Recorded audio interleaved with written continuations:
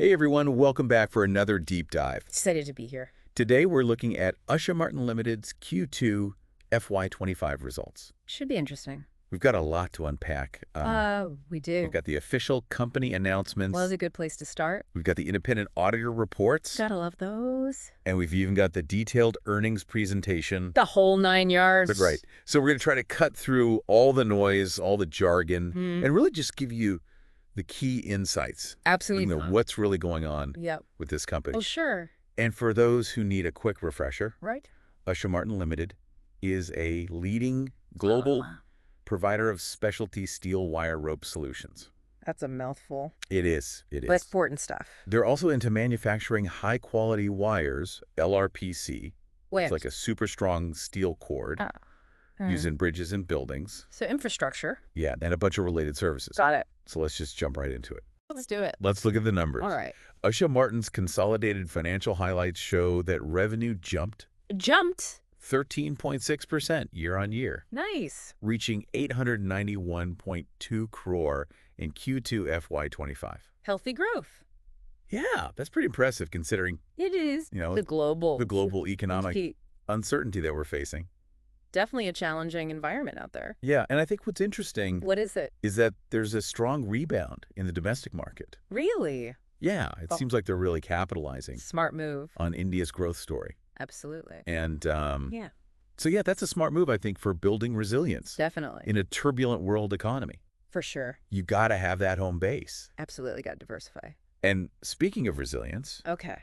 their operating EBITDA Now we're talking. climbed 11.4% Wow. year on year, reaching 160.8 crore. Impressive. And they're attributing this to their To the what? diverse product portfolio. Yeah, that's a big one. They're not putting all their eggs in one basket. No, they're not. And what I think is really notable Yeah. is that they've managed to keep this profitability Yeah.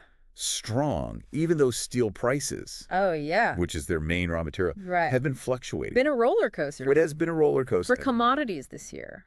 So it seems like they're What? managing their costs effectively That's key. and navigating those market swings. Yeah, they know what they're doing. Like seasoned pros. For sure. Now let's talk about the bottom line. Okay.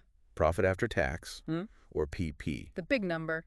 It came in at 109.3 crore for Q2 FY25. All right.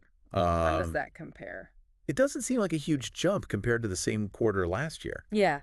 I was thinking the same thing. I mean- But there's always a catch. Right. Spill the tea. So last year's Q2 Uh-huh. included a one-time insurance payout of 10 crore Mm-hmm. and a tax refund of 8 crore. Oh, wow. So those were essentially bonuses Sure. that aren't recurring. Right. So when you adjust for that, You got to adjust.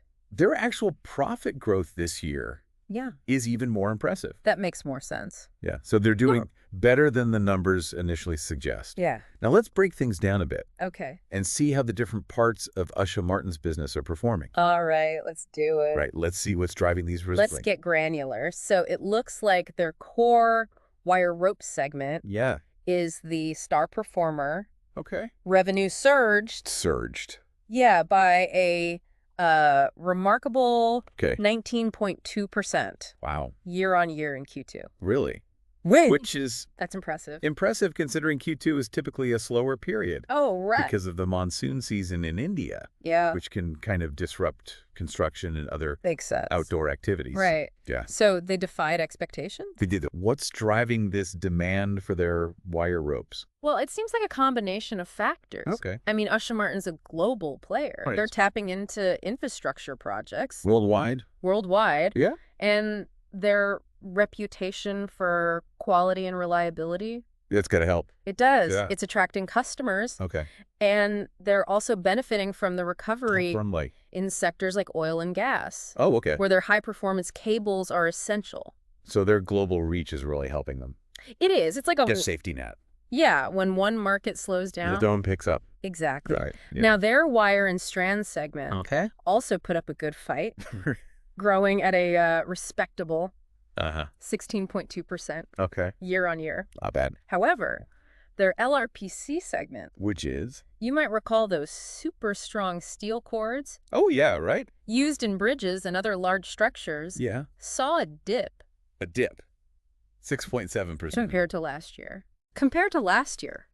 So it's not all Not all sunshine and roses. smooth sailing. Right. What's the story there? Well, the construction industry can be quite cyclical. It is. It's sensitive to things like interest rates, government spending, right. and overall economic conditions. So it's possible that certain projects Could be.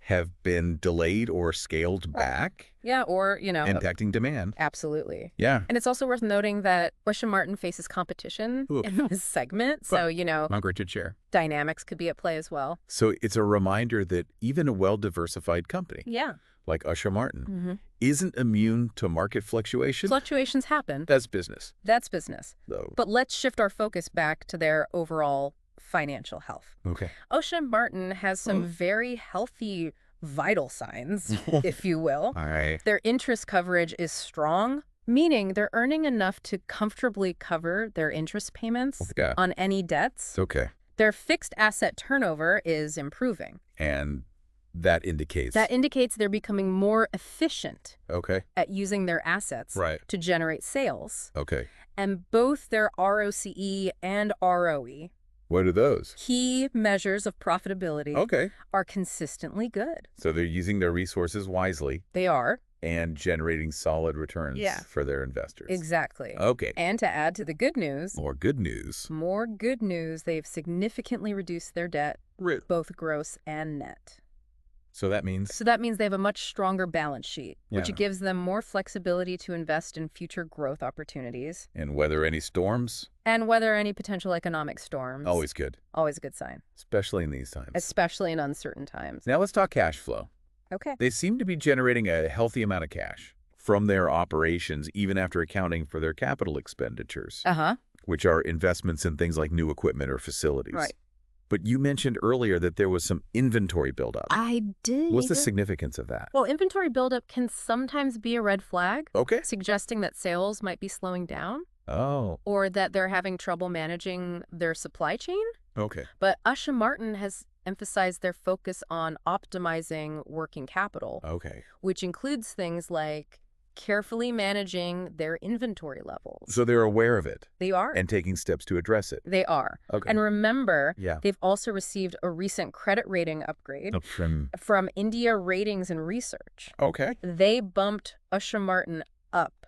IND A+ with a stable outlook. That's great. Which is a strong vote of confidence in their financial stability and future prospects. Yeah, that's a pretty big deal. It is. Right. It basically means that lenders see them as a lower risk borrower. Okay. Which could make it easier and cheaper for them to access financing. If needed. If needed. Okay. Now let's hear what the captain of the ship has to say. All right.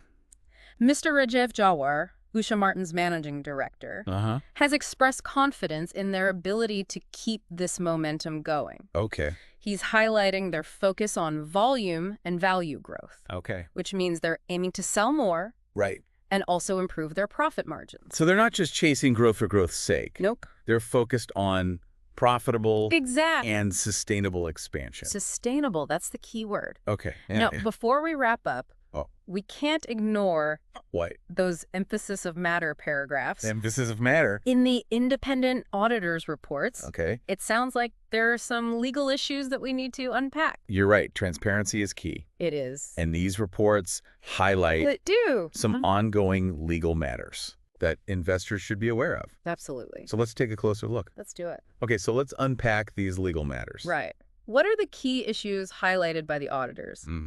Well, there are two main points they emphasize. Okay. The first relates to the attachment of some land parcels. Land parcels. Under the Prevention of Money Laundering Act, or PMLA for short. PMLA. Yeah, and this stems from allegations of irregularities in iron ore sales. Iron ore sales. That happened several years ago. So some past dealings are coming back to haunt them. You could say that.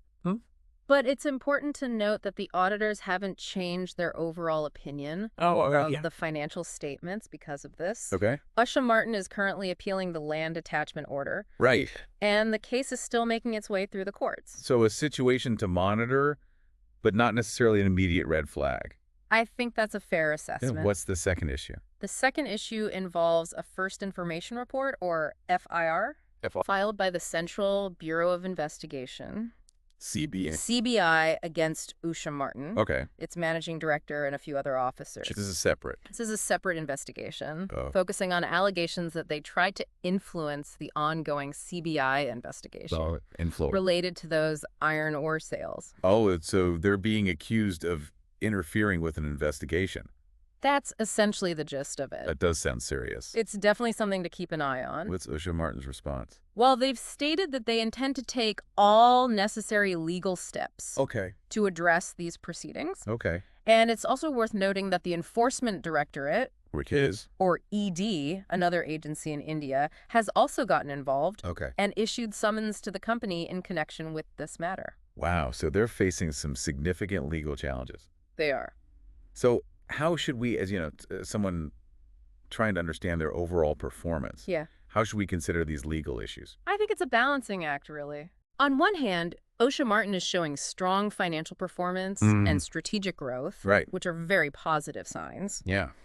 But on the other hand, these legal battles could potentially drag on and have implications down the line.